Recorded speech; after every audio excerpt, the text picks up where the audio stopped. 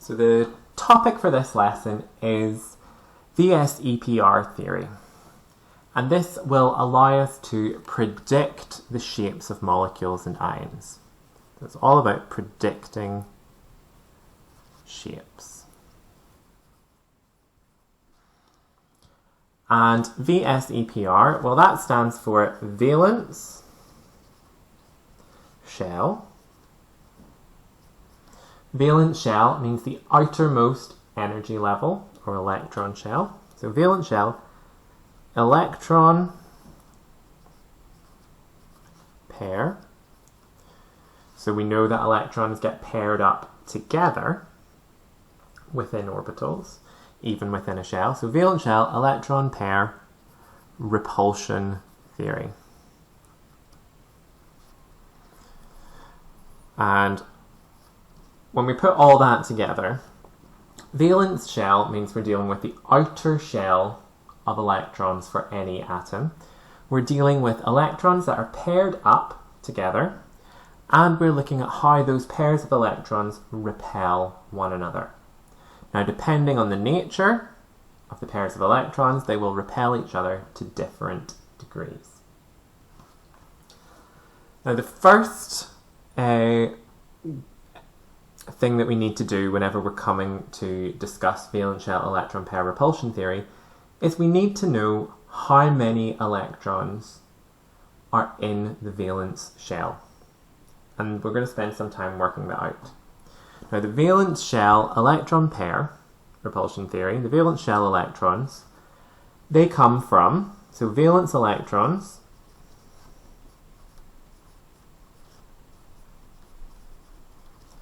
come from the central atom of the molecule. So for example, in water, the central atom would be oxygen.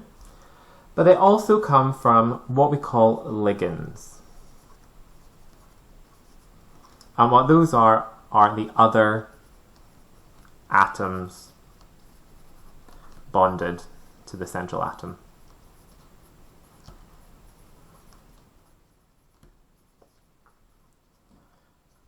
So in water, the central atom is oxygen and the ligands are hydrogen, and we have two ligands. Now the valence shells come from those things, and it's also affected by charge. The valence shell electrons come from the central atom and the ligands, and they are affected by charge. Now the rule is, to work out the total number of valence electrons, we look at the central atom and we look at how many electrons it has in its outermost shell. So not its outermost orbital, its most recent orbital, but in the entire shell, entire outer shell. So we're looking at the highest n number. Ligands, each ligand, we add one electron per ligand. And then when we deal with charge, well, if it's neutral, nothing happens. If it is positive, we're going to remove electrons for every positive charge. So if it's two positive, we'll remove 2 electrons. And then if it is negative, we add E minus. And so what we're going to do is we're just going to look at a couple of examples for how to work out the number of valence electrons. And we're going to look at 2 similar structures. We're going to look at PCl5, and we're going to look at PF6 minus, and we put that in square brackets just for now.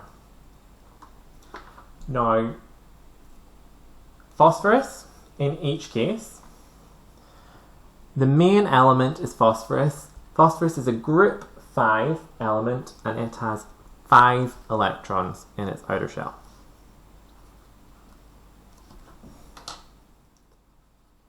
Five electrons. Now what we do is we look at the ligands.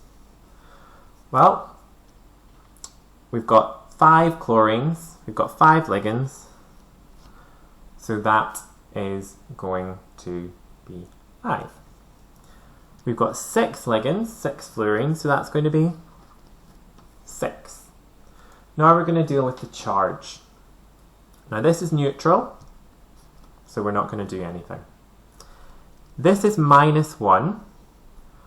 For every -1, we add 1. So just whatever the charge is, switch the sign. So that's going to be +1. And then we're going to write our totals. And our totals come to 10 for PCl5 and 12 for PF6-.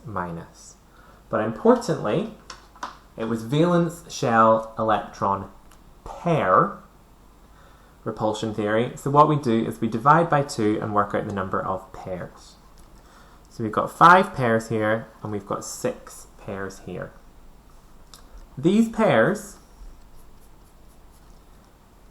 tell us what shape the molecule is going to start at. There is a bit more to it, but it's going to teach us the starting shape of different molecules. So, pairs, shape. And I've got some models so you'll be able to see. Now, if you get an odd number here, it means you've probably done something wrong. It will always be pairs. Okay? It will always be pairs. So check that you've added your charge in correctly. And the pairs, really, if there's only one pair, that's just a bond. So no really shape to it. But so we start with 2 pairs, 3 pairs, 4 pairs, 5 pairs, and 6 pairs. And this is the parent shape. What we have is a linear molecule. And a linear molecule just looks like that. Central atom, 2 in a straight line, and we've got 180 degrees between them. 3, we have trigonal planar. Now, trigonal planar, previously you've seen trigonal pyramidal structures, but this is trigonal planar. It is a flat molecule. 3 all equal angles, so we've got 120 degrees between each one, and it's flat. 4, this is the one you've seen before. This is a tetrahedral. I'm going to run out of space. But that's tetrahedral. And a tetrahedron is what methane looks like. So we have got 4 different ones. So that's it set down just right under the camera. 1 sticking out and 4 all pointing downwards. The angles between each one are 109.5 degrees. So 109.5 degrees between them. I'm just going to move that. Tetrahedral. Now 5 gives us trigonal bipyramidal. This is probably a shape that you wouldn't have been able to describe properly before, but this is what it looks like. So what we have, if I'm pointing it directly at the camera, we've got 3 forming a flat line with 120 degrees between them, and then sticking up and below the plane, if we turn it on the side, we've got 2 here. So that's our 3 that are 120 degrees, and then we've got 2 that are 90 degrees to the other ones and are 180 degrees to one another.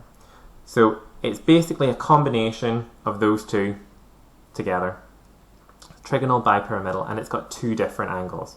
It's got 90 degrees here and 120 degrees here. So it's a new one, new shape for you. And if you've got 6 pairs, you are octahedral. An octahedral is all right angles. You've got 6 things coming off, 6 things, every one is at 90 degrees to one another. So the way that we represent them, a linear, we usually use X to show the element in the middle, and then L for ligands. So that's that. Trigonal planar.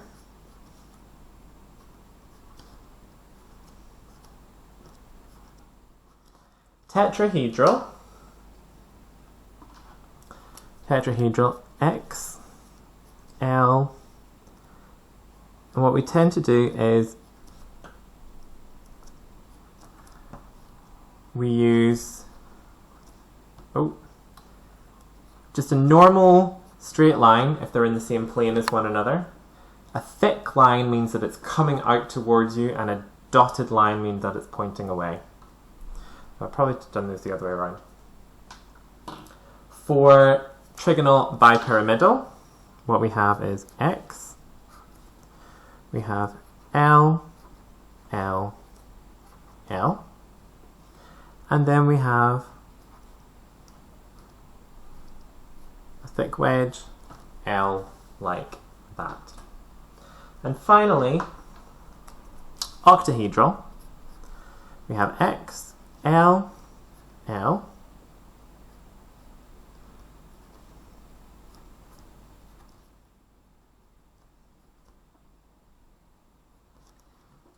like that. And the angle is 180 degrees, 120 degrees. We then have 109.5. Then we have the strange one, where we've got a mixture. We've got 120 degrees and we've got 90 degrees. And then finally we've got just 90 degrees. And that's the angle between ligands. So in our examples, we had 5 pairs. And we had, 5 pairs. So that's going to be trigonal bipyramidal.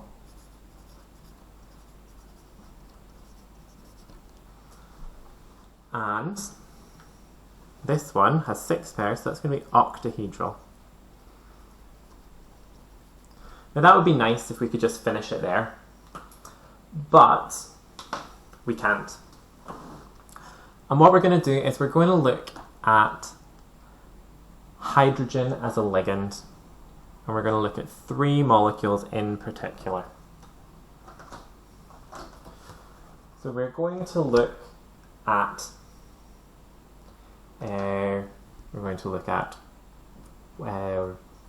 methane, CH4, ammonia, NH4, and we are going to look at water, OH2 or H2O.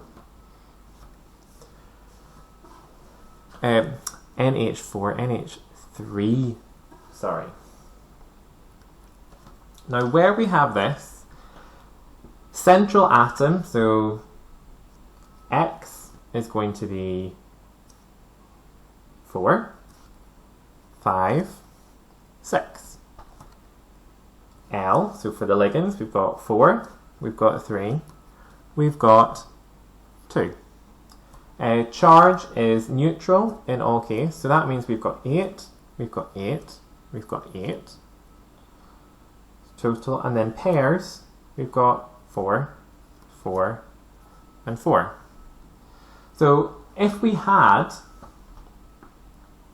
4 pairs on each one, that means every single one of these should be tetrahedral.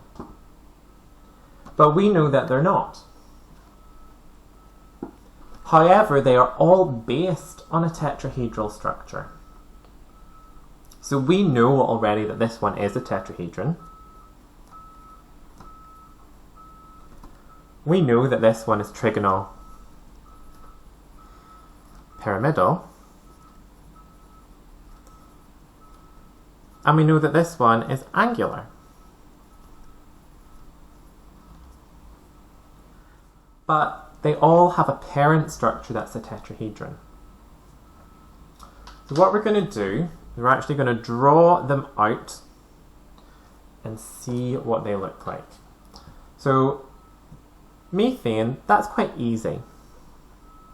We've got H, H, H,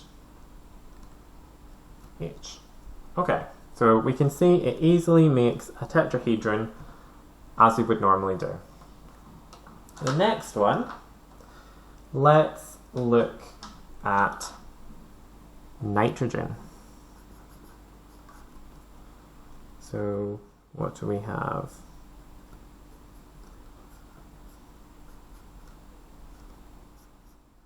Not the nicest drawing. Now what we've done, we've got 1, 2, 3 pairs, but we need a fourth pair.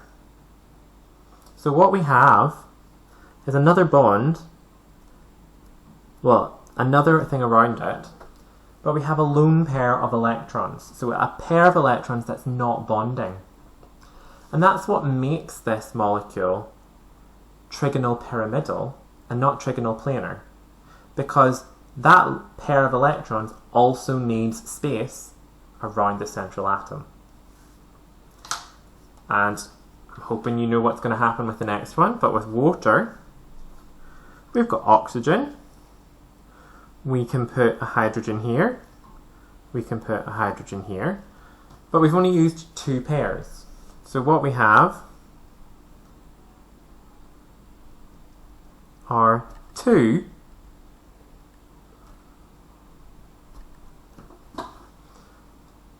non-bonding pairs. And when we're drawing structures like this, at advanced higher, we need to put those in. So we need to put in the lone pairs at the end of a bond to show.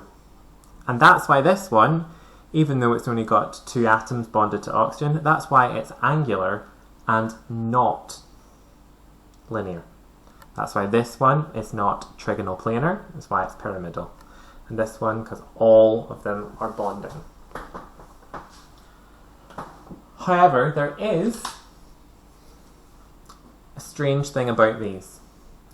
Because if I were to get you to answer the question, what do you think the bond angle between atoms is? You would say, well, okay, these ones we know, it's 109.5. What do you think about these ones? Is that 109.5 and that 109.5? It's actually not. Having these lone pairs affects the angle.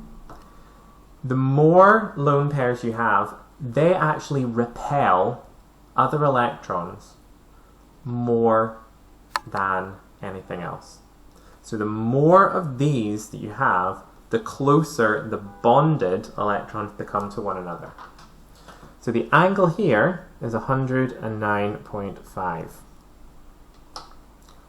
The angle here is 107 degrees. And the angle here is 104.5 degrees. So you drop by 2.5 degrees each time. And this is where the electron pair repulsion theory comes in. Because we have a general rule. So, repulsion. So, repulsion is always between pairs.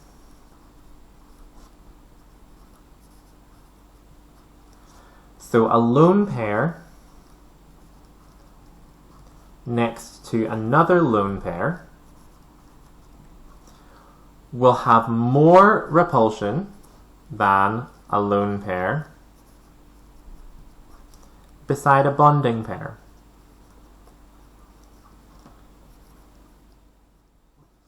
And a bonding pair beside another bonding pair will have the least amount of repulsion. You can sort of see how that might be the case, because these pairs of electrons, whenever they're shared between two atoms, they're further away. They're going to be further away than a pair of electrons that's just on that atom. So these ones that are just on that atom, they're going to need more room than ones that are being shared between two things. So that's why they repel more. There's more of the electron closer to the atom whenever they're just on that atom. For tetrahedrons, tetrahedral structures, this angle difference happens, and you need to know that. That's 109.5, 107, and 104.5, and explains the difference. But for every parent structure, you get similar rules. And we're going to go through how those change. And we're going to start the linear one. And the linear one, well, if you have one and you take it off, it's still linear. So nothing really changes with that. So nothing changes in shape for a linear molecule because it's a straight line, and if you take away one of the ligands, it's still a straight line. With this, if we have got trigonal planar,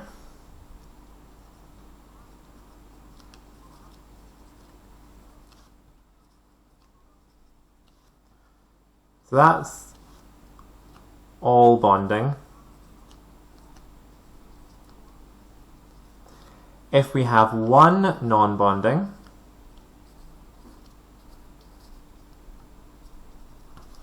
we take this one away,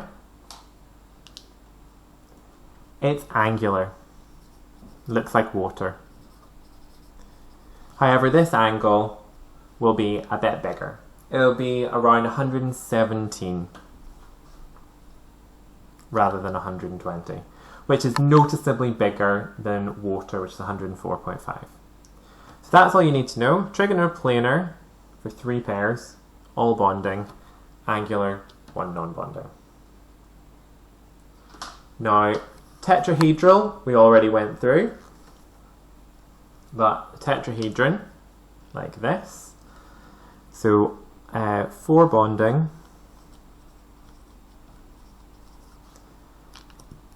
is tetrahedron.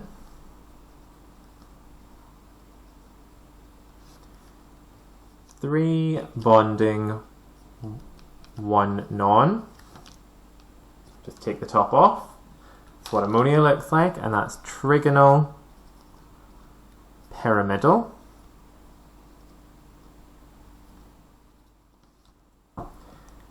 Take another one off. 2 bonding to 2 non is angular.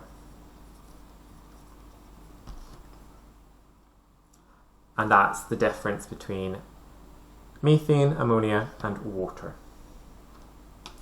Now what we'll do is we'll go through for the final 2 what happens.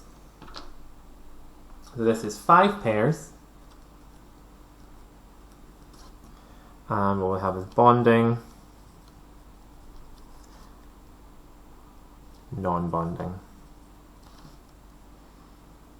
So this is our, if we have 5 to 0, it's trigonal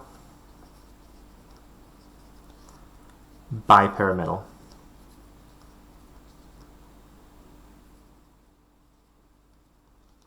Trigonal bipyramidal. If we take off 1, we know that that lone pair is going to repel things as much as possible. So it's going to make more sense if we take off a pair that's already further away from other ones. Now these two are at 90 degrees to everything. These three are at 90 degrees to these two, but are 120 degrees to each other. So whenever we're taking off ligands, we always take them off here. So when we take off one like this, what we end up with is a molecule that has 2 on one side and can seesaw. And that's actually what we call the shape. If it's 4 to 1, it is a seesaw shape. A seesaw shape. Next, if we take away another one, we're going to do the exact same thing. We're going to take it away from a position. And what we have is that. And that is a T-shape. Very sophisticated terminology here, isn't it? A T-shape. And finally, if we take off the next one, where we've got 2 and 1, it becomes linear. So we go trigonal bipyramidal to a seesaw to a T-shape to linear. Now let's see what happens for our octahedron. Oh, sorry, that should have been a 3.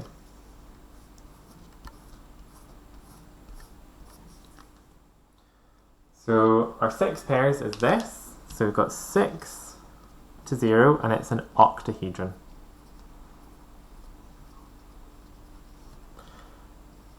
Five to 1, 4 to 2, 3 to 3, and finally 2 to 4. So we've got it looking like this. Because they're all at 90 degrees to one another, it doesn't matter which one we take away. What we get left with is a square base with one sticking out. So that is a square based pyramid.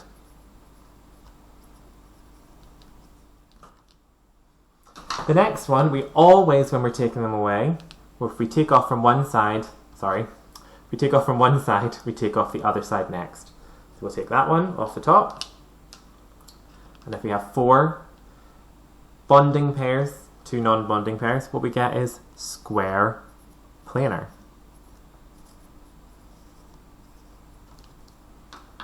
Three and 3, well, they're all at 90 degrees. We could take any off. We'll just take one off. And you can see it looks exactly like the T-shape we had before. So that is the T-shape. And final one is linear. So we've gone through now what the parent shapes are after we've worked out the number of valence shell electrons and the valence shell pairs. And now we've seen, depending on how many of the pairs are bonding compared to non-bonding, the shape changes. There are more shapes possible, the more pairs there are. And you need to be able to do that for any molecular ion that's got one central atom and ligands around it. So remember, specifically, that once you work out pairs, 2 pairs is a linear parent, 3 pairs, trigonal planar parent, 4 tetrahedral, 5 trigonal bipyramidal, 6 octahedral. The angles get smaller.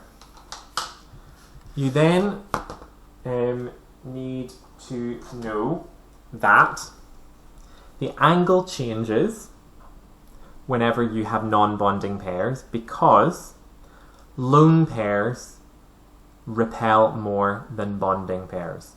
And this is the reason why water and ammonia have smaller angles compared to methane. And it also explains why water and methane are the shape that they are, because they have a non-bonding pair which must be accommodated for.